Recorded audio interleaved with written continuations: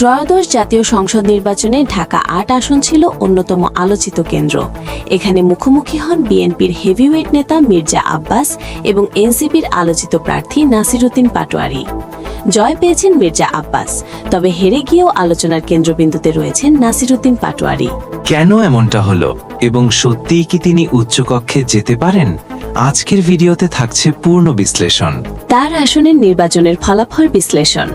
ঢাকা ৮ আসনের ১০৯টি কেন্দ্রের মধ্যে ১০৮টিতে ভোট গ্রহণ হয়। মির্জা আব্বাস পেয়েছেন মোট ৫৯,৬৬৬ ভোট। অন্যদিকে নাসিরউদ্দিন পাটোয়ারি পেয়েছেন ৫৪,১২৭ ভোট। ব্যবধান প্রায় ৫,০০০-এর কিছু বেশি। এই ফলাফল বলছে এটি একতরফা লড়াই ছিল না, বরং শক্ত প্রতিদ্বন্দ্বিতা হয়েছে। রাজনৈতিক বিশ্লেষকদের মতে প্রথমবারের মতো বড় মঞ্চে লড়েও পাটোয়ারি উল্লেখযোগ্য ভোট পেয়েছেন। নাসিরউদ্দিন পাটোয়ারি প্রচারণা ও ভাইরাল উপস্থিতি। নির্বাচনী পুরো সময় জুড়ে নাসিরউদ্দিন পাটোয়ারি ছিলেন সামাজিক মাধ্যমে আলোচিত।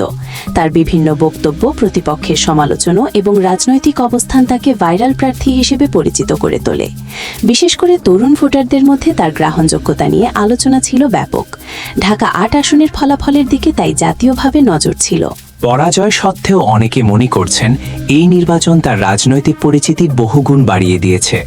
উচ্চকক্ষ বা পিআর এর সমীকরণ কি বলছে? গণভোটে হ্যাঁ ভোটের বিজয়ের পর জুলাই সনদের আলোকে উচ্চকক্ষ বা সিনেট গঠনের আলোচনা সামনে আসে। তথ্য অনুযায়ী উচ্চকক্ষে ১০০ সদস্য থাকবে।